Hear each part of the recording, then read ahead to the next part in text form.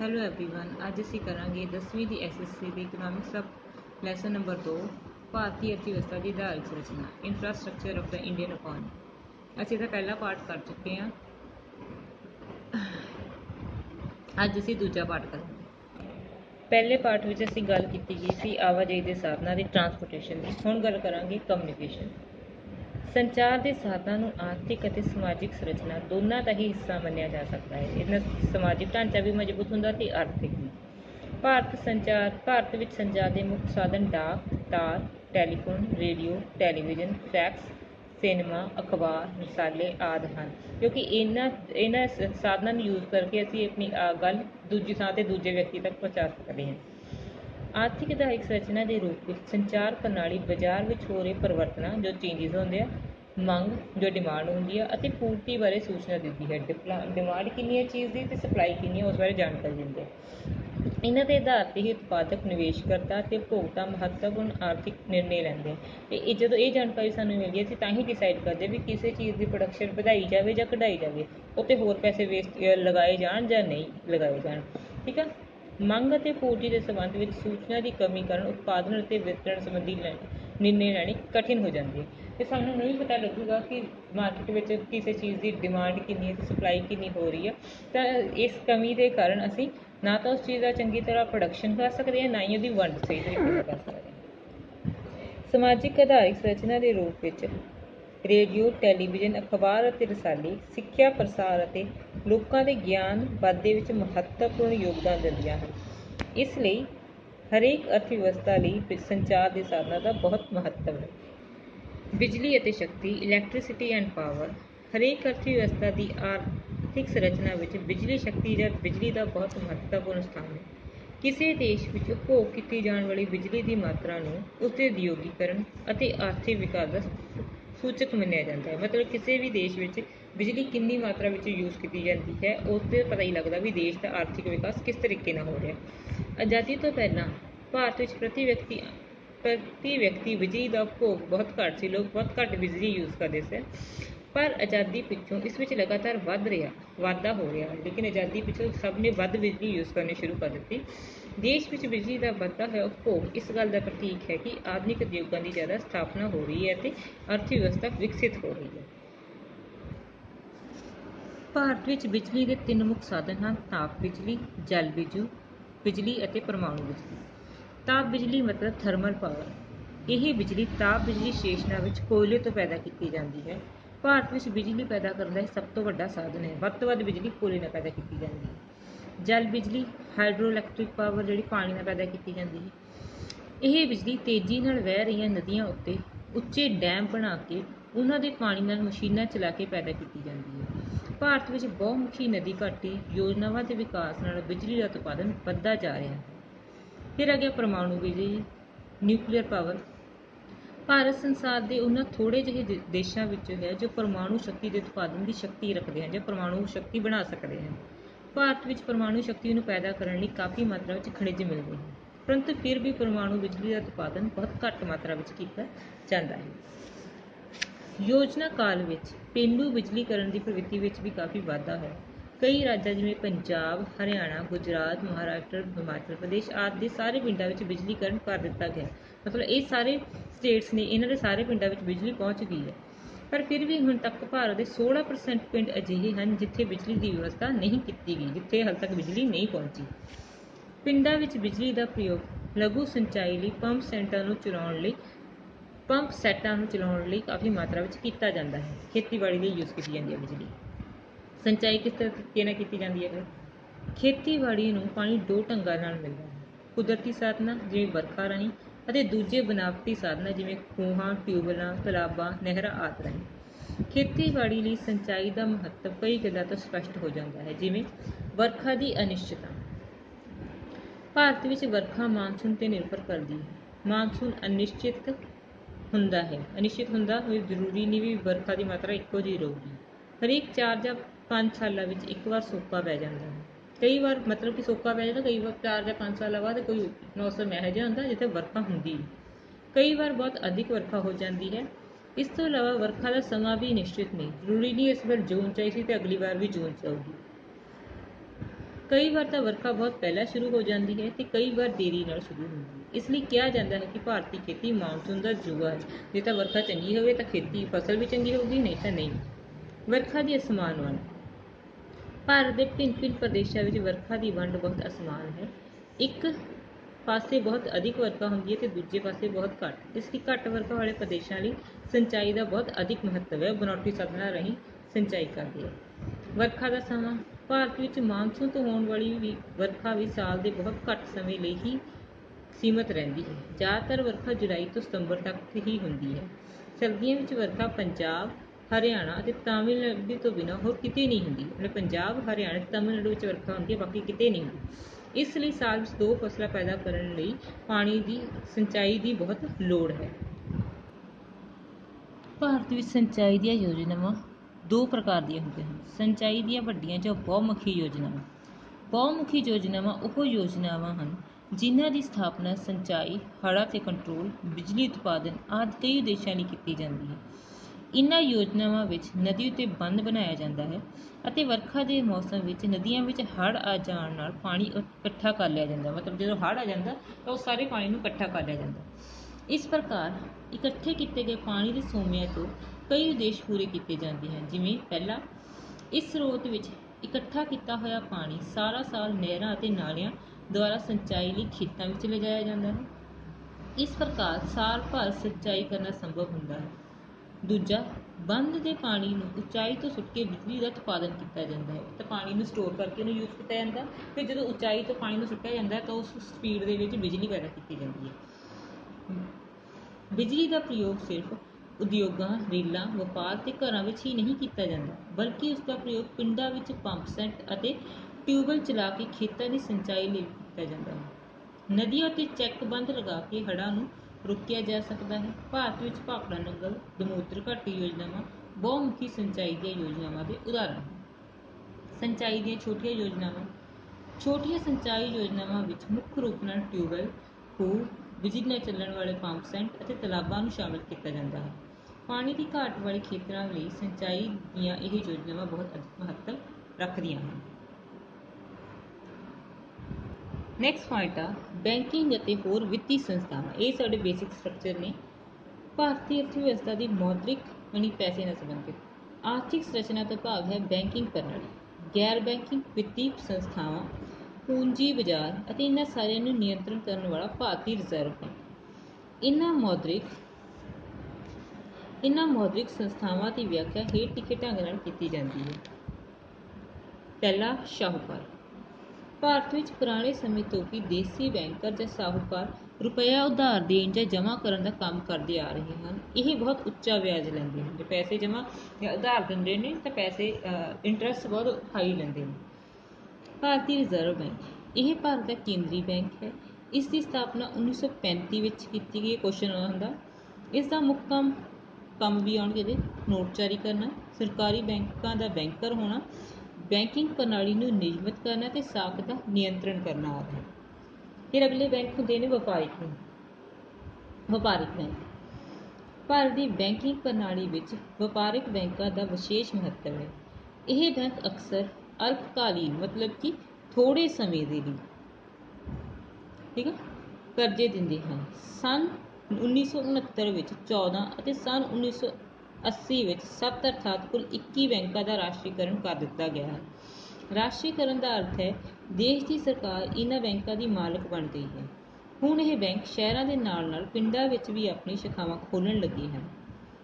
ਰਾਸ਼ਟਰੀਕ੍ਰਿਤ bank ਲਾਭਦਾਇਕਤਾ ਦੇ ਨਾਲ ਨਾਲ ਸਮਾਜਿਕ ਕਲਿਆਣ ਨੂੰ ਵਧੇਰੇ ਮਹੱਤਵ ਦੇਣ ਲੱਗੇ ਹਨ। ਇਹ ਬੈਂਕ ਸਮਾਜ ਦੇ ਗਰੀਬ ਅਤੇ ਪਿਛੜੇ ਹੋਏ ਵਰਗਾਂ ਨੂੰ ਘੱਟ ਵਿਆਜ 'ਤੇ ਰੁਪਇਆ ਉਧਾਰ ਦਿੰਦੇ ਹਨ। ਘੱਟ ਵਿਆਜ ਲੈਂਦੇ ਨੇ ਅਤੇ ਉਹਨਾਂ ਨੂੰ ਪੈਸੇ ਉਧਾਰ ਦੇ ਦਿੰਦੇ ਤਾਂ ਕਿ ਉਹ ਉਦਯੋਗ ਆਪਣੇ ਸਥਾਪਿਤ ਕਰ ਸਕਣ। ਵਿਸ਼ਿਸ਼ਟ ਬੈਂਕਿੰਗ ਸੰਸਥਾਵਾਂ। ਆਜ਼ਾਦੀ ਪਿੱਛੋਂ ਦੇਸ਼ ਵਿੱਚ ਉਦਯੋਗਾਂ, ਖੇਤੀਬਾੜੀ, ਵਿਦੇਸ਼ੀ ਵਪਾਰ ਨੂੰ ਲੰਮੇ ਸਮੇਂ ਲਈ ਕਰਜ਼ੇ ਦੇਣ ਲਈ ਕਈ ਵਿਸ਼ਿਸ਼ਟ ਸੰਸਥਾਵਾਂ ਦੀ ਸਥਾਪਨਾ ਕੀਤੀ ਗਈ। ਉਦਾਹਰਣ ਵਜੋਂ ਉਦਯੋਗਾਂ ਨੂੰ ਕਰਜ਼ੇ ਦੇਣ ਲਈ ਭਾਰਤੀ ਉਦਯੋਗਿਕ ਵਿਕਾਸ ਬੈਂਕ, ਭਾਰਤੀ ਉਦਯੋਗਿਕ ਵਿੱਤ ਨਿਗਮ, ਲਘੂ ਉਦਯੋਗ ਵਿਕਾਸ ਬੈਂਕ ਆਦਿ ਦੀ ਸਥਾਪਨਾ ਕੀਤੀ ਗਈ। ਖੇਤੀਬਾੜੀ ਲਈ ਕਰਜ਼ਿਆਂ ਦੀ ਵਿਵਸਥਾ, ਸਹਿਕਾਰੀ ਸਮਿਤੀਆਂ, ਪੇਂਡੂ ਖੇਤੀ ਬੈਂਕ, ਭੂਮੀ ਵਿਕਾਸ ਬੈਂਕਾਂ ਅਤੇ ਰਾਸ਼ਟਰੀ ਖੇਤੀ ਤੇ ਪੇਂਡੂ ਵਿਕਾਸ ਬੈਂਕ ਦੀ ਸਥਾਪਨਾ ਕੀਤੀ ਗਈ। ਆਯਾਤ ਨਿਰਯਾਤ ਬੈਂਕ ਦੀ ਸਥਾਪਨਾ ਵਿਦੇਸ਼ੀ ਵਪਾਰ ਨੂੰ ਵਿੱਤੀ ਸਹੂਲਤਾਂ ਦੇਣ ਲਈ ਕੀਤੀ ਗਈ ਤਾਂ ਕਿ ਪੈਸੇ ਨਾਲ ਰਿਲੇਟਡ ਸਹਾਇਤਾ ਦਿੱਤੀ ਜਾ ਸਕੇ। ਗੈਰ ਬੈਂਕਿੰਗ ਵਿੱਤੀ ਸੰਸਥਾਵਾਂ। ਗੈਰ ਬੈਂਕਿੰਗ ਵਿੱਤੀ ਸੰਸਥਾਵਾਂ ਉਹ ਸੰਸਥਾਵਾਂ ਹਨ ਜੋ ਜਨਤਾ ਤੇ ਹੋਰਨਾਂ ਖੇਤਰਾਂ ਪਾਸੋਂ ਧਨ ਪ੍ਰਾਪਤ ਕਰਦੀਆਂ ਹਨ। ਉਸ ਧਨ ਨੂੰ ਉਧਾਰ ਦਿੰਦੀਆਂ ਹਨ ਜਾਂ ਉਹਨਾਂ ਦਾ ਨਿਵੇਸ਼ ਕਰਦੀਆਂ ਹਨ। ਪਰ ਇਹ ਸੰਸਥਾਵਾਂ ਬੈਂਕਾਂ ਤੇ ਹੋਰਨਾਂ ਕੰਮਾਂ ਜਿਵੇਂ ਚੈੱਕ ਰਾਹੀਂ ਰੁਪਇਆ ਕਢਵਾਉਣ ਦੀਆਂ ਸਹੂਲਤਾਂ ਦੇਣੀਆਂ, ਡਰਾਫਟ ਜਾਰੀ ਕਰਨਾ, ਹੁੰਡੀਆਂ ਦੀ ਕਟੌਤੀ ਕਰਨਾ ਆਦਿ ਕੰਮ ਨਹੀਂ ਕਰਦੀਆਂ। ਭਾਰਤ ਦੀਆਂ ਮੁੱਖ ਗੈਰ ਬੈਂਕਿੰਗ ਸੰਸਥਾਵਾਂ ਯੂਨਿਟ ਟਰੱਸਟ ਅਤੇ ਜੀਵਨ ਬੀਮਾ ਨਿਗਮ ਹਨ, ਜਿਵੇਂ LIC ਪਾਲਿਸੀਜ਼ ਚੱਲਦੀਆਂ ਜਿਹੜੀਆਂ। Stock exchange. ਸਟਾਕ ਐਕਸਚੇਂਜ ਉਹ ਸੰਸਥਾਵਾਂ ਹਨ ਜਿੱਥੇ ਕੰਪਨੀਆਂ ਦੇ ਸ਼ੇਅਰ ਜਾਂ ਡਿਬੈਂਚਰ ਖਰੀਦੇ ਤੇ ਵੇਚੇ ਜਾਂਦੇ ਹਨ। ਇਹਨਾਂ ਨੂੰ ਸ਼ੇਅਰ ਬਾਜ਼ਾਰ ਵੀ ਕਹਿੰਦੇ ਹਨ। ਸੰਖੇਪ ਵਿੱਚ ਭਾਰਤੀ ਅਰਥਵਿਵਸਥਾ ਦੇ ਆਰਥਿਕ ਵਿਕਾਸ ਵਿੱਚ ਸਮਾਜਿਕ ਆਧਾਰਿਕ ਸੰਰਚਨਾ ਜਿਵੇਂ ਸਿੱਖਿਆ, ਸਿਹਤ, ਆਵਾਸ ਅਤੇ ਆਰਥਿਕ ਆਧਾਰਿਕ ਸੰਰਚਨਾ ਜਿਵੇਂ ਆਵਾਜਾਈ, ਸਿੰਚਾਈ, ਬਿਜਲੀ, ਬੈਂਕਿੰਗ ਆਦਿ ਦਾ ਬਹੁਤ ਜ਼ਿਆਦਾ ਯੋਗਦਾਨ ਹੈ। ਨੈਕਸਟ ਆ ਜਾਂਦਾ ਅਗਲਾ ਪੁਆਇੰਟ ਆ ਉਪਭੋਗਤਾ ਸ਼ੋਸ਼ਣ ਅਤੇ ਸੰਰਖਣ, ਮਤਲਬ ਕਿ ਉਪਭੋਗਤਾ ਦਾ ਸ਼ੋਸ਼ਣ ਕਰਨਾ ਫਿਰ ਉਹਦੀ ਰੱਖਿਆ ਵੀ ਕਰਨਾ। ਆਧੁਨਿਕ ਯੁੱਗ ਉਪਭੋਗਤਾਵਾਦ ਦਾ ਯੁੱਗ ਹੈ। ਉਪਭੋਗਤਾਵਾਂ ਦੇ ਉਪਭੋਗ ਅਤੇ ਸਹੂਲਤ ਲਈ ਰੋਜ਼ਾਨਾ ਨਵੇਂ ਪਦਾਰਥਾਂ ਦੀ ਪੂਰਤੀ ਕੀਤੀ ਜਾ ਰਹੀ ਹੈ। ਨਵੇਂ ਤੋਂ ਨਵੇਂ ਪ੍ਰੋਡਕਟਸ ਸਾਡੇ ਕੋਲ ਆ ਲਏ ਤਾਂ ਕਿ ਅਸੀਂ ਯੂਜ਼ ਕਰ ਸਕੀਏ। ਨਵੇਂ ਪ੍ਰਕਾਰ ਦੇ ਖਾਦ ਪਦਾਰਥਾਂ, ਨਵੇਂ ਫੈਸ਼ਨ ਦੇ ਕੱਪੜੇ, ਸਜਾਵਟ ਦਾ ਸਮਾਨ, ਘਰੇਲੂ ਉਪਕਰਨ ਅਪਲਾਇੰਸਸ ਜਿਹੜੇ ਹੁੰਦੇ ਆ, ਯਾਤਾਯਾਤ ਦੇ ਨਵੇਂ ਸਾਧਨਾਂ, ਮਨੋਰੰਜਨ ਦੇ ਨਵੇਂ ਯੰਤਰਾਂ ਜਿਵੇਂ ਰੰਗੀਨ ਟੈਲੀਵਿਜ਼ਨ, ਵੀਡੀਓ ਆਦਿ ਦੀਆਂ ਲਗਾਤਾਰ ਖੋਜਾਂ ਅਤੇ ਉਤਪਾਦਨ ਕੀਤਾ ਜਾ ਰਿਹਾ ਹੈ। ਇਹਨਾਂ ਵਸਤੂਆਂ ਨੂੰ ਉਪਭੋਗਤਾਵਾਂ ਤੱਕ ਪਹੁੰਚਾਉਣ ਲਈ ਵਿਗਿਆਪਨ ਮਤਲਬ ਐਡਸ ਅਤੇ ਪ੍ਰਚਾਰ ਦਾ ਵੱਡੇ ਪੈਮਾਨੇ 'ਤੇ ਪ੍ਰਯੋਗ ਕੀਤਾ ਜਾ ਰਿਹਾ ਹੈ। ਅੱਜ ਦਾ ਉਪਭੋਗਤਾ ਆਕਰਸ਼ਕ ਮਤਲਬ ਅਟਰੈਕਟਿਵ ਹੁੰਦੇ ਜਿਹੜੇ ਵਿਗਿਆਪਨਾਂ ਅਤੇ ਅਨੇਕਾਂ ਉਤਪਾਦਕਾਂ ਦੇ ਪ੍ਰਚਾਰ ਦੇ ਆਧਾਰ 'ਤੇ ਆਪਣੇ ਉਪਭੋਗ ਦੀ ਸਮੱਗਰੀ ਦੀ ਚੋਣ ਕਰਦਾ ਹੈ। ਜਦੋਂ ਉਹ ਨਵੇਂ ਐਡਸ ਦੇਖਦਾ, ਠੀਕ ਆ, ਤਾਂ ਉਹਨਾਂ ਉਸ ਚੀਜ਼ ਵੱਲ ਬਹੁਤ ਅਟਰੈਕਟ ਹੋ ਜਾਂਦਾ ਅਤੇ ਨਵੀਆਂ ਚੀਜ਼ਾਂ ਨੂੰ ਖਰੀਦਣਾ ਸ਼ੁਰੂ ਕਰ ਦਿੰਦਾ। ਇਸ ਸੰਬੰਧ ਵਿੱਚ ਉਸ ਦਾ ਕਈ ਢੰਗਾਂ ਨਾਲ ਸ਼ੋਸ਼ਣ ਕੀਤਾ ਜਾਂਦਾ ਹੈ। ਉਪਭੋਗਤਾ ਨੂੰ ਇਸ ਤਰ੍ਹਾਂ ਦੇ ਸ਼ੋਸ਼ਣ ਤੋਂ ਸੁਰੱਖਿਆ ਦੇਣ ਲਈ ਉਪਭੋਗਤਾ ਸੰਰਖਣ ਦੀ ਵਿਧੀ ਲੱਭੀ ਜਾਂਦੀ ਹੈ ਔਰ ਉਪਭੋਗਤਾ ਸੰਰਖਣ ਮਤਲਬ ਕਿ ਉਪਭੋਗਤਾ ਨੂੰ ਪ੍ਰੋਟੈਕਸ਼ਨ ਦਿੱਤੀ ਜਾਂਦੀ ਹੈ। ਉਪਭੋਗਤਾ ਸ਼ੋਸ਼ਣ। ਆਧੁਨਿਕ ਭਾਰਤ ਅਰਥ-ਵਿਵਸਥਾ ਵਿੱਚ ਉਪਭੋਗਤਾ ਉਲਝਿਆ ਹੋਇਆ ਅਤੇ ਅਸੰਗਠਿਤ ਵਿਅਕਤੀ ਹੈ। ਵਪਾਰੀ ਵਰਗ ਵੱਲੋਂ ਉਪਭੋਗਤਾਵਾਂ ਦਾ ਸ਼ੋਸ਼ਣ ਕਰਨ ਲਈ ਵਿਆਪਕ ਯਤਨ ਕੀਤੇ ਜਾ ਰਹੇ ਹਨ। ਉਹ ਕੀ ਕਰਦੇ ਆ? ਮਿਲਾਵਟ, ਉਹ ਕੋਈ ਜਿਹੜੀ ਵੀ ਚੀਜ਼ ਵੇਚਦੇ ਆ ਉਹ 'ਚ ਮਿਲਾਵਟ ਕਰਦੇ ਆ। ਵਸਤੂਆਂ ਦੇ ਪੈਕਟ ਵਿੱਚ ਘਟੀਆ ਕਿਸਮ ਦਾ ਮਾਲ ਰੱਖਦੇ ਨੇ ਅਤੇ ਉਹਨੂੰ ਉੱਚੀ ਕੀਮਤ 'ਤੇ ਵੇਚਦੇ ਨੇ। ਧੋਖੇ ਵਾਲੇ ਜਾਂ ਘੱਟ ਵਜਨ ਵਾਲੇ ਵੱਟਿਆਂ ਜਾਂ ਗੁੰਮਰਾਹ ਕਰਨ ਵਾਲੇ ਜਾਂ ਬੇਈਮਾਨੀ ਭਰੇ ਵਿਗਿਆਪਨ ਅਤੇ ਅਨੁਚਿਤ ਏਕਾਧਿਕਾਰ 'ਤੇ ਪ੍ਰਤੀਬੰਧਿਤ ਵਪਾਰ ਵਰਗੀਆਂ ਅਜਿਹੀਆਂ ਕਿਰਿਆਵਾਂ ਹਨ ਜਿਨ੍ਹਾਂ ਰਾਹੀਂ ਉਪਭੋਗਤਾ ਦਾ ਕਾਫੀ ਹੱਦ ਤੱਕ ਸ਼ੋਸ਼ਣ ਕੀਤਾ ਜਾਂਦਾ। ਮਤਲਬ ਕਿ ਜਿਹੜੇ ਦਿਖਾਈ ਜਾਂਦੇ ਵੀ ਇਹ ਕਰੀਮ ਗੋਰਾ ਕਰ ਦੂਗੀ, ਲੇਕਿਨ ਉਹ ਇਹੋ ਜਿਹਾ ਕੁਛ ਨਹੀਂ ਹੁੰਦਾ, ਠੀਕ ਆ। ਅਤੇ ਉਹ ਘਟੀਆ ਕਿਸਮ ਦਾ ਮਾਲ ਵੇਚਦੇ ਆ ਅਤੇ ਚੀਜ਼ਾਂ ਨੂੰ ਘੱਟ ਤੋਲਦੇ। ਇਹ ਸਾਰੀਆਂ ਜਿਹੜੀਆਂ ਇਸ ਸਾਰੇ ਤਰੀਕਿਆਂ ਨਾਲ ਉਪਭੋਗਤਾਵਾਂ ਦਾ ਸ਼ੋਸ਼ਣ ਕੀਤਾ ਜਾਂਦਾ। ਫਰਿੱਜ, ਟੈਲੀਵਿਜ਼ਨ, ਏਅਰ ਕੂਲਰ, ਕੱਪੜੇ ਧੋਣ ਦੀ ਮਸ਼ੀਨ, ਯਾਤਾਯਾਤ ਸਾਧਨ ਜਿਵੇਂ ਕੁਝ ਟਿਕਾਊ ਪਦਾਰਥਾਂ ਦੀ ਗਰੰਟੀ ਵਿਕਰੀ ਪਿੱਛੋਂ ਮੁਫਤ ਮੁਰੰਮਤ ਦੀ ਪਰਿਕਲਪਨਾ ਜਿਹੀ ਦਿਖਦੀ ਹੈ। ਮਤਲਬ ਕਿ ਜਦੋਂ ਖਰੀਦੋ ਬਾਅਦ ਵਿੱਚ ਇੱਕ ਵਾਰ ਤੁਹਾਨੂੰ ਮੁਫਤ ਰਿਪੇਅਰ ਕੀਤਾ ਜਾਊਗਾ, ਗਰੰਟੀ ਦਿੱਤੀ ਜਾਊਗੀ। ਵਪਾਰੀ ਵਰਗ ਆਪਣੇ ਵਾਅਦਿਆਂ ਅਤੇ ਗਰੰਟੀਆਂ ਦੀ ਪਰਵਾਹ ਨਹੀਂ ਕਰਦਾ, ਬਲਕਿ ਆਪਣੀ ਜ਼ਿੰਮੇਵਾਰੀ ਤੋਂ ਦੂਰ ਹਟਣ ਦਾ ਯਤਨ ਕਰਦਾ ਹੈ। ਲੇਕਿਨ ਜਦੋਂ ਤੁਸੀਂ ਉਹ ਗਰੰਟੀ ਲੈਣ ਜਾਂਦੇ ਹੋ ਉਹ ਤੁਹਾਨੂੰ ਅਲੱਗ-ਅਲੱਗ ਤਰੀਕੇ ਨਾਲ ਉਲਝਾ ਦਿੰਦੇ ਨੇ। ਮਦਰਾਸ ਹਾਈ ਕੋਰਟ ਦੇ ਇੱਕ ਜੱਜ ਦੇ ਅਨੁਸਾਰ ਉਪਭੋਗਤਾਵਾਂ ਨੂੰ ਗੰਦੇ ਰੇਲ ਦੇ ਡੱਬਿਆਂ ਅਤੇ ਗੰਦੇ ਪਖਾਨਿਆਂ ਲਈ ਉੱਚਾ ਭਾੜਾ ਜਾਂ ਕਿਰਾਇਆ ਦੇਣਾ ਪੈਂਦਾ। ਮਤਲਬ ਗੰਦਗੀ ਹੁੰਦੀ ਹੈ ਰੇਲਸ, ਜਿਹੜੇ ਰੇਲ ਦੇ ਕੰਪਾਰਟਮੈਂਟ ਹੁੰਦੇ ਆ, ਫਿਰ ਵੀ ਉਹਨਾਂ ਤੋਂ ਜ਼ਿਆਦਾ ਤੋਂ ਜ਼ਿਆਦਾ ਕਿਰਾਇਆ ਵਸੂਲ ਕੀਤਾ ਜਾਂਦਾ ਹੈ। ਉਹਨਾਂ ਨੂੰ ਟੈਲੀਫੋਨ ਦਾ ਕਿਰਾਇਆ ਦੇਣਾ ਪੈਂਦਾ ਹੈ, ਜਦੋਂ ਕਿ ਉਹਨਾਂ ਨੂੰ ਟੈਲੀਫੋਨ ਤੋਂ ਕੋਈ ਸੇਵਾ ਪ੍ਰਾਪਤ ਨਹੀਂ ਹੁੰਦੀ। ਉਹਨਾਂ ਨੂੰ ਖਤਰੇ ਭਰੀਆਂ ਸੜਕਾਂ ਉੱਤੇ ਮੋਟਰ ਗੱਡੀਆਂ ਚਲਾਉਣੀਆਂ ਪੈਂਦੀਆਂ ਹਨ। ਪੈਦਲ ਚੱਲਣ ਲਈ ਉਹਨਾਂ ਨੂੰ ਖਤਰੇ ਭਰੀ ਸੜਕਾਂ ਉੱਤੇ ਮੋਟਰ ਗੱਡੀਆਂ ਚਲਾਉਣੀਆਂ ਪੈਂਦੀਆਂ ਹਨ। ਪੈਦਲ ਚੱਲਣ ਲਈ ਉਹਨਾਂ ਨੂੰ ਪਗਡੰਡੀ ਮਤਲਬ ਕਿ ਰਸਤਾ ਨਹੀਂ ਮਿਲਦਾ, ਸਾਫ਼ ਨਹੀਂ ਹੁੰਦੀਆਂ ਸੜਕਾਂ। ਡਾਕ ਉਹਨਾਂ ਕੋਲ ਠੀਕ ਸਮੇਂ ਤੱਕ ਨਹੀਂ ਪਹੁੰਚਦੀ। ਉਹਨਾਂ ਨੂੰ ਅਜਿਹਾ ਭੋਜਨ ਖਾਣਾ ਪੈਂਦਾ ਹੈ ਜਿਸ ਵਿੱਚ ਮਿਲਾਵਟ ਹੈ। ਉਹਨਾਂ ਨੂੰ ਪ੍ਰਦੂਸ਼ਿਤ ਪਾਣੀ ਪੀਣਾ ਪੈਂਦਾ, ਮਤਲਬ ਗੰਦਾ ਪਾਣੀ ਪੀਂਦੇ ਨੇ। ਜ਼ਹਿਰੀਲੀ ਹਵਾ ਵਿੱਚ ਸਾਹ ਲੈਣਾ ਪੈਂਦਾ ਹੈ। ਵਸਤੂਆਂ ਅਤੇ ਸੇਵਾਵਾਂ ਉੱਪਰ ਸਰਕਾਰ ਦਾ ਏਕਾਧਿਕਾਰ ਮਤਲਬ ਕਿ ਸਿਰਫ ਸਰਕਾਰ ਦਾ ਏਕਾਧਿਕਾਰ ਹੋਣ ਦੇ ਬਾਵਜੂਦ ਵੀ ਜ਼ਰੂਰੀ ਵਸਤੂਆਂ ਅਤੇ ਸਰਵਜਨਿਕ ਸੇਵਾਵਾਂ ਜਿਵੇਂ ਬਿਜਲੀ, ਯਾਤਾਯਾਤ, ਸੰਚਾਰ ਅਤੇ ਬੈਂਕਿੰਗ ਸੇਵਾਵਾਂ ਦੀ ਆਪੂਰਤੀ ਅਜਿਹੇ ਅਣਗਿਣਤ ਉਦਾਹਰਣ ਹਨ ਜੋ ਉਪਭੋਗਤਾਵਾਂ ਦੀ ਦੁੱਖ ਭਰੀ ਕਹਾਣੀ ਨੂੰ ਬਿਆਨ ਕਰਦੇ ਹਨ। ਆਪੂਰਤੀ ਮਤਲਬ ਕਿ ਜਿੰਨੀ ਸਾਨੂੰ ਲੋੜ ਆ ਉਨੀ ਸਾਨੂੰ ਚੀਜ਼ ਮਿਲ ਨਹੀਂ ਰਹੀ। ਉਤਪਾਦਕ ਅਤੇ ਵਪਾਰੀ ਵਰਗ ਉਪਭੋਗਤਾਵਾਂ ਦਾ ਕਈ ਢੰਗਾਂ ਨਾਲ ਸ਼ੋਸ਼ਣ ਕਰਦੇ ਹਨ। ਕਿਵੇਂ? ਉਤਪਾਦਨ ਦੇ ਗੁਣਾਂ ਬਾਰੇ ਝੂਠੀਆਂ ਸੂਚਨਾਵਾਂ ਦਿੰਦਾ, ਮਿਲਾਵਟ ਕਰਨਾ, ਘੱਟ ਵਜਨ ਜਾਂ ਗਲਤ ਵੱਟਿਆ ਦਾ ਪ੍ਰਯੋਗ ਕਰਨਾ, ਘਟੀਆ ਕਿਸਮ ਦੀਆਂ ਵਸਤੂਆਂ ਦੀ ਪੂਰਤੀ, ਗਰੰਟੀ ਦੀਆਂ ਸ਼ਰਤਾਂ ਦਾ ਪਾਲਣ ਨਾ ਕਰਨਾ, ਐਡਵਾਂਸ ਲੈ ਕੇ ਵਸਤੂ ਦੀ ਸਮੇਂ ਸਿਰ ਪੂਰਤੀ ਨਾ ਕਰਨਾ, ਇਹ ਸਾਰੇ ਵਿੱਚ ਕੰਮ ਕਰ ਰਹੇ ਨੇ। ਉਪਭੋਗਤਾ ਸ਼ੋਸ਼ਣ ਦਾ ਅਰਥ ਕੀ ਹੈ? ਭਾਰਤ ਵਿੱਚ ਉਪਭੋਗਤਾ ਸੁਰੱਖਿਆ ਦਾ ਭਾਵ ਹੈ ਉਪਭੋਗਤਾ ਵਸਤੂਆਂ ਦੇ ਖਰੀਦਦਾਰਾਂ ਦੀ ਉਤਪਾਦਕਾਂ ਦੇ ਅਨੁਚਿਤ ਵਪਾਰ ਵਿਵਹਾਰ ਦੇ ਸਿੱਟੇ ਵਜੋਂ ਹੋਣ ਵਾਲੇ ਸ਼ੋਸ਼ਣ ਤੋਂ ਸੁਰੱਖਿਆ ਕਰਨਾ ਹੈ। ਮਤਲਬ ਜਿਹੇ ਵੀ ਉਹ ਲੁਭਾਵਣੀਆਂ ਗੱਲਾਂ ਕਰਕੇ ਆਪਣੇ ਘਟੀਆ ਪ੍ਰੋਡਕਟ ਵੇਚਦੇ ਆ, ਉਹਨਾਂ ਤੋਂ ਸੁਰੱਖਿਆ ਕਰਨਾ ਕਸਟਮਰਸ ਦੀ। ਉਪਭੋਗਤਾ ਸੁਰੱਖਿਆ ਦੇ ਢੰਗ ਕਿਹੜੇ ਨੇ? ਭਾਰਤ ਵਿੱਚ ਵੱਡੇ ਉਤਪਾਦਕਾਂ ਅਤੇ ਵਪਾਰੀਆਂ ਤੋਂ ਉਪਭੋਗਤਾਵਾਂ ਅਤੇ ਛੋਟੇ ਉਤਪਾਦਾਂ ਨੂੰ ਸੁਰੱਖਿਆ ਦੇਣ ਲਈ 1669 ਵਿੱਚ ਏਕਾਧਿਕਾਰ ਤੇ ਪ੍ਰਤੀਬੰਧਕ ਵਿਹਾਰ ਐਕਟ ਲਾਗੂ ਕੀਤਾ ਗਿਆ। ਇਸ ਕਾਨੂੰਨ ਵਿੱਚ ਏਕਾਧਿਕਾਰ ਤੇ ਪ੍ਰਤੀਬੰਧਾਤਮਕ ਵਪਾਰ ਵਿਹਾਰ ਆਯੋਗ ਦੀ ਸਥਾਪਨਾ ਕੀਤੀ ਗਈ ਹੈ। ਇਹ ਆਯੋਗ ਵੱਡੇ ਉਦਯੋਗਾਂ ਦੀਆਂ ਕਈ ਕਿਰਿਆਵਾਂ ਜਿਵੇਂ ਕੀਮਤਾਂ ਵਧਾਉਣ ਲਈ ਬਾਜ਼ਾਰ ਵਿੱਚ ਵਸਤੂ ਦੀ ਕਮੀ ਪੈਦਾ ਕਰਨਾ, ਵਸਤੂਆਂ ਦੀ ਕੁਆਲਿਟੀ ਘਟਾ ਦੇਣਾ, ਪ੍ਰਤੀਯੋਗਤਾ ਨੂੰ ਬੰਦ ਕਰਨਾ ਆਦਿ ਨੂੰ ਨਿਯੰਤਰਣ ਕਰਦਾ ਹੈ। ਸੰਨ 1991 ਵਿੱਚ ਇਸ ਕਾਨੂੰਨ ਵਿੱਚ ਪਰਿਵਰਤਨ ਕਰਕੇ ਵਪਾਰ ਵਿੱਚ ਅਨੁਚਿਤ ਵਿਵਹਾਰ ਉੱਤੇ ਰੋਕ ਲਗਾਉਣ ਲਈ ਇਸ ਨੂੰ ਪਹਿਲਾਂ ਨਾਲੋਂ ਵਧੇਰੇ ਪ੍ਰਭਾਵਸ਼ਾਲੀ ਬਣਾਇਆ ਗਿਆ ਹੈ। ਇਸ ਕਾਨੂੰਨ ਦੀ ਮੁੱਖ ਸੀਮਾ ਇਹ ਹੈ ਕਿ ਕਾਨੂੰਨ ਦਰਮਿਆਨੇ ਅਤੇ ਛੋਟੇ ਵਰਗ ਦੇ ਉਦਯੋਗਾਂ ਅਤੇ ਵਪਾਰੀਆਂ ਦੁਆਰਾ ਉਪਭੋਗਤਾਵਾਂ ਦੇ ਸ਼ੋਸ਼ਣ ਤੋਂ ਸੁਰੱਖਿਆ ਨਹੀਂ ਕਰਦਾ। ਉਪਭੋਗਤਾਵਾਂ ਦੇ ਸਾਰੇ ਪੱਧਰਾਂ ਤੇ ਉਤਪਾਦਕਾਂ ਤੋਂ ਸੁਰੱਖਿਅਣ ਕਰਨ ਲਈ 1986 ਵਿੱਚ ਉਪਭੋਗਤਾ ਸੁਰੱਖਿਅਣ ਐਕਟ ਪਾਸ ਕੀਤਾ ਗਿਆ ਅਤੇ ਇਹ ਐਕਟ 1987 ਵਿੱਚ ਲਾਗੂ ਕੀਤਾ ਗਿਆ। ਇਹ ਕਾਨੂੰਨ ਕੇਂਦਰੀ ਸਰਕਾਰ ਦੁਆਰਾ ਵਿਸ਼ੇਸ਼ ਰੂਪ ਨਾਲ ਮੁਕਤ ਰੱਖੀਆਂ ਗਈਆਂ ਵਸਤੂਆਂ ਅਤੇ ਸੇਵਾਵਾਂ ਨੂੰ ਛੱਡ ਕੇ ਬਾਕੀ ਸੇਵਾਵਾਂ ਅਤੇ ਵਸਤੂਆਂ 'ਤੇ ਲਾਗੂ ਹੁੰਦਾ ਹੈ। ਇਸ ਦੇ ਅਧੀਨ ਸਾਰੇ ਸਰਵਜਨਕ, ਨਿੱਜੀ, ਸੰਯੁਕਤ ਅਤੇ ਸਹਿਕਾਰੀ ਖੇਤਰ ਆ ਜਾਂਦੇ ਹਨ। ਇਸ ਵਿੱਚ ਉਪਭੋਗਤਾਵਾਂ ਦੀਆਂ ਸ਼ਿਕਾਇਤਾਂ ਨੂੰ ਬਹੁਤ ਘੱਟ ਖਰਚ ਉੱਤੇ ਅਤੇ ਜਲਦੀ ਨਿਪਟਾਉਣ ਲਈ ਜ਼ਿਲ੍ਹਾ, ਰਾਜ ਅਤੇ ਰਾਸ਼ਟਰੀ ਪੱਧਰ 'ਤੇ ਉਪਭੋਗਤਾ ਝਗੜੇ ਨਿਵਾਰਣ ਸਥਾਪਿਤ ਕੀਤੇ ਗਏ ਹਨ। ਇਹਨਾਂ ਦੇ ਨਾਲ ਹੀ ਉਪਭੋਗਤਾਵਾਂ ਦੇ ਅਧਿਕਾਰਾਂ ਦੀ ਰੱਖਿਆ ਕਰਨ ਲਈ ਕੇਂਦਰ ਅਤੇ ਰਾਜਾਂ ਵਿੱਚ ਉਪਭੋਗਤਾ ਸੁਰੱਖਿਅਣ ਪਰਿਸ਼ਦਾਂ ਦੀ ਸਥਾਪਨਾ ਕਰਨ ਦੀ ਵਿਵਸਥਾ ਕੀਤੀ ਗਈ ਹੈ। ਉਪਭੋਗਤਾ ਸੁਰੱਖਿਆ ਕਾਨੂੰਨ 1986 ਦੀ ਵਿਸ਼ੇਸ਼ਤਾਵਾਂ। ਉਪਭੋਗਤਾ ਸੁਰੱਖਿਅਣ ਅਧਿਨਿਯਮ 1986 ਦੀਆਂ ਮੁੱਖ ਵਿਸ਼ੇਸ਼ਤਾਵਾਂ ਹੇਠ ਲਿਖੀਆਂ ਹਨ। ਪਹਿਲਾ, ਸਕੋਪ ਖੇਤਰ ਨਿੱਜੀ, ਸਰਵਜਨਕ ਅਤੇ ਸਹਿਕਾਰੀ ਖੇਤਰ ਦੇ ਸਾਰੇ ਵੇਚਣ ਵਾਲਿਆਂ 'ਤੇ ਇਹ ਕਾਨੂੰਨ ਲਾਗੂ ਹੁੰਦਾ ਹੈ। ਸਰਲ ਅਤੇ ਸਸਤਾ ਹੱਲ। ਇਹ ਕਾਨੂੰਨ ਉਪਭੋਗਤਾਵਾਂ ਦੀ ਸ਼ਿਕਾਇਤਾਂ ਦਾ ਸਰਲ ਅਤੇ ਸਸਤਾ ਹੱਲ ਕਰਦਾ ਹੈ। ਸ਼ਿਕਾਇਤ ਕਰਨ ਵਾਲੇ ਨੂੰ ਕਿਸੇ ਵਕੀਲ ਨੂੰ ਕਰਨ ਦੀ ਲੋੜ ਨਹੀਂ ਹੁੰਦੀ। ਉਸ ਨੂੰ ਆਪਣੀ ਸ਼ਿਕਾਇਤ ਲਿਖਤੀ ਰੂਪ ਵਿੱਚ ਕਰਨੀ ਹੁੰਦੀ ਹੈ ਅਤੇ ਉਸ ਪਾਰਟੀ ਦਾ ਨਾਮ ਅਤੇ ਪਤਾ ਦੇਣਾ ਹੁੰਦਾ ਹੈ ਜਿਸ ਦੇ ਵਿਰੁੱਧ ਸ਼ਿਕਾਇਤ ਕੀਤੀ ਗਈ ਹੈ।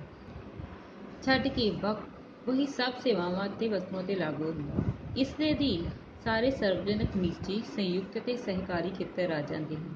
ਇਸ ਵਿੱਚ ਉਪਭੋਗਤਾਵਾਂ ਦੀ ਸ਼ਿਕਾਇਤਾਂ ਨੂੰ ਬਹੁਤ ਘੱਟ ਖਰਚ ਉੱਤੇ ਅਤੇ ਜਲਦੀ ਨਿਪਟਾਉਣ ਲਈ ਜ਼ਿਲ੍ਹਾ, ਰਾਜ ਅਤੇ ਰਾਸ਼ਟਰੀ ਪੱਧਰ 'ਤੇ ਸੰਯੁਕਤ ਤੇ ਉਪਭੋਗਤਾ ਝਗੜੇ ਨਿਵਾਰਣ ਫੋਰਮ ਸਥਾਪਿਤ ਕੀਤੇ ਗਏ ਹਨ। ਇਹਨਾਂ ਦੇ ਨਾਲ ਹੀ ਉਪਭੋਗਤਾਵਾਂ ਦੇ ਅਧਿਕਾਰਾਂ ਦੀ ਰੱਖਿਆ ਕਰਨ ਲਈ ਕੇਂਦਰ ਅਤੇ ਰਾਜਾਂ ਵਿੱਚ ਉਪਭੋਗਤਾ ਸੁਰੱਖਿਅਣ ਪਰਿਸ਼ਦਾਂ ਦੀ ਸਥਾਪਨਾ ਕਰਨ ਦੀ ਵਿਵਸਥਾ ਕੀਤੀ ਗਈ ਹੈ। ਦੇਖੋ ਇਹਦੀਆਂ ਵਿਸ਼ੇਸ਼ਤਾਵਾਂ ਕੀ ਸੀ? ਪਹਿਲਾ, ਖੇਤਰ ਨਿੱਜੀ, ਸਰਵਜਨਕ ਅਤੇ ਸਹਿਕਾਰੀ ਖੇਤਰ ਦੇ ਸਾਰੇ ਵੇਚਣ ਵਾਲਿਆਂ 'ਤੇ ਇਹ ਕਾਨੂੰਨ ਲਾਗੂ ਹੁੰਦਾ ਹੈ। ਸਰਲ ਤੇ ਸਸਤਾ। ਇਹ ਕਾਨੂੰਨ ਉਪਭੋਗਤਾਵਾਂ ਦੀ ਸ਼ਿਕਾਇਤਾਂ ਦਾ ਸਸਤਾ ਅਤੇ ਸਰਲ ਹੱਲ ਕਰਦਾ ਹੈ। ਸ਼ਿਕਾਇਤ ਕਰਨ ਵਾਲੇ ਨੂੰ ਕਿਸੇ ਵਕੀਲ ਦੀ ਲੋੜ ਨਹੀਂ ਪੈਂਦੀ। ਉਹਨੂੰ ਆਪਣੀ ਸ਼ਿਕਾਇਤ ਸਿਰਫ ਲਿਖਤੀ ਰੂਪ ਵਿੱਚ ਕਰਨੀ ਹੁੰਦੀ ਹੈ। ਉਸ 'ਤੇ ਪਾਰਟੀ ਦਾ ਨਾਮ, ਪਤਾ ਦੇਣਾ ਹੁੰਦਾ ਹੈ ਜਿਸ ਦੇ ਵਿਰੁੱਧ ਸ਼ਿਕਾਇਤ ਕੀਤੀ ਗਈ। 3 ਪੱਧਰੀ ਸ਼ਿਕਾਇਤ ਨਿਵਾਰਣ ਮਸ਼ੀਨਰੀ। ਉਪਭੋਗਤਾਵਾਂ ਦੀਆਂ ਸ਼ਿਕਾਇਤਾਂ ਦਾ ਹੱਲ ਕਰਨ ਲਈ ਇਸ ਕਾਨੂੰਨ ਦੇ ਅਨੁਸਾਰ 3 ਪੱਧਰੀ ਅਦਾਲਤਾਂ ਸਥਾਪਿਤ ਕੀਤੀਆਂ ਗਈਆਂ। ਜ਼ਿਲ੍ਹਾ ਫੋਰਮ।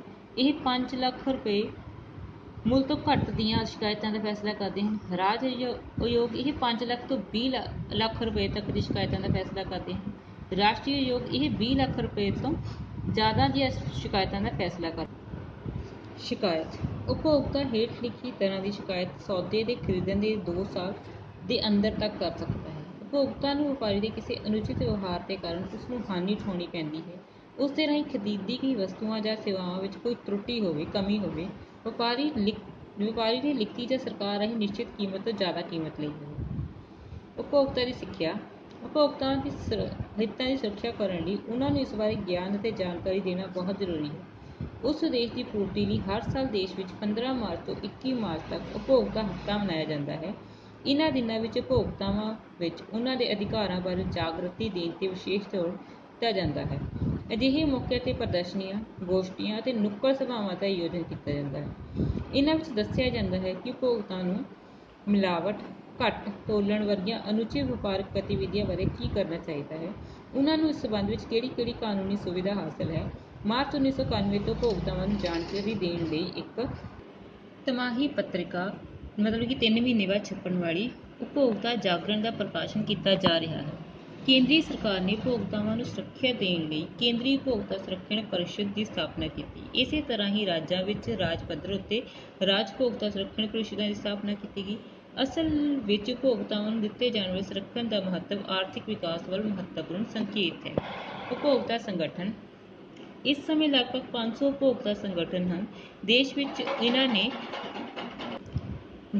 ਇਹਨਾਂ ਨੇ ਉਪਭੋਗਤਾਵਾਂ ਦੇ ਹਿੱਤਾਂ ਦੀ ਸੁਰੱਖਿਆ ਅਤੇ ਫੈਲਾਅ ਵਿੱਚ ਕਾਫੀ ਯੋਗਦਾਨ ਦਿੱਤਾ ਹੈ। ਇਹਨਾਂ ਵਿੱਚੋਂ ਕੁਝ ਦੇ ਨਾਮ ਹੇਠਾਂ ਲਿਖੇ ਹਨ: ਉਪਭੋਗਤਾ ਨਿਰਦੇਸ਼ਨ ਸਮਿਤੀ ਮੁੰਬਈ, ਉਪਭੋਗਤਾ ਐਕਸ਼ਨ ਫੋਰਮ ਕਲਕੱਤਾ, ਨਾਗਰਿਕ ਫੋਰਮ ਵਾਸਈ ਨਵੀਂ ਦਿੱਲੀ, ਮੁੰਬਈ ਗ੍ਰਾਹਕ ਪੰਚਾਇਤ ਪ੍ਰਣਾਲੀ। ਫਿਰ ਆ ਗਿਆ ਸਰਵਜਨਕ ਵਿਤਰਣ ਪ੍ਰਣਾਲੀ। ਭਾਰਤ ਸਰਕਾਰ ਦੇਸ਼ ਦੀ ਗਰੀਬ ਜਨਤਾ ਲਈ ਜੀਵਨ ਦੀਆਂ ਜ਼ਰੂਰੀ ਵਸਤਾਂ ਜਿਵੇਂ ਕਣਕ, ਚਾਵਲ, ਚੀਨੀ, ਮਿੱਟੀ ਦਾ ਤੇਲ ਅਤੇ ਕੱਪੜੇ ਨੂੰ ਘੱਟ ਕੀਮਤਾਂ 'ਤੇ ਵਿਤਰਣ ਕਰਾਉਣ ਲਈ ਕੋਸ਼ਿਸ਼ ਕਰਦੀ ਹੈ। ਇਸ ਲਈ ਦੇਸ਼ ਵਿੱਚ ਸਰਵਜਨਿਕ ਵਿਤਰਣ ਪ੍ਰਣਾਲੀ ਬਣਾਈ ਗਈ। ਪਰਿਭਾਸ਼ਾ ਕੀ ਹੈ ਇਹਦੀ?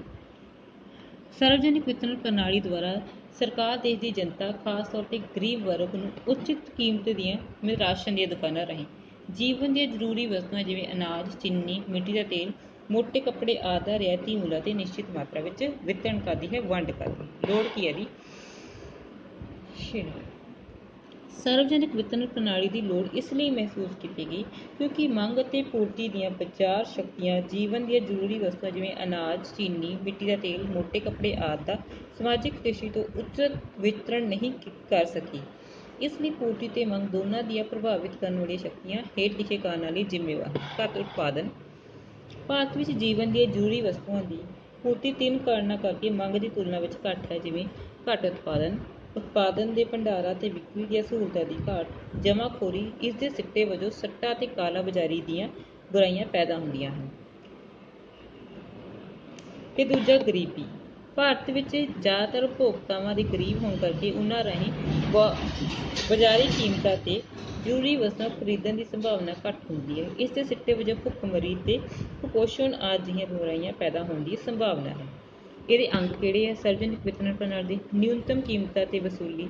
ਭਾਰਤ ਸਰਕਾਰ ਖੇਤੀ ਕੀਮਤ ਅਤੇ ਲਾਗਤ ਆਯੋਗ ਦੀਆਂ ਸਿਫਾਰਸ਼ਾਂ 'ਤੇ ਕਣਕ, ਚਾਵਲ, ਛੋਟੇ ਆਦਿ ਅਨਾਜ ਦੀਆਂ ਘੱਟ ਕੀਮਤਾਂ ਦਾ ਨਿਰਧਾਰਨ ਕਰਦੀ ਹੈ। ਜੇਕਰ ਬਾਜ਼ਾਰ ਕੀਮਤ ਇਸ ਤੋਂ ਘੱਟ ਹੋ ਜਾਂਦੀ ਹੈ ਤਾਂ ਸਰਕਾਰ ਕਿਸਾਨਾਂ ਦੇ ਉਤਪਾਦਾਂ ਨੂੰ ਨਿਰਧਾਰਿਤ ਕੀਮਤਾਂ 'ਤੇ ਖੁਦ ਖਰੀਦ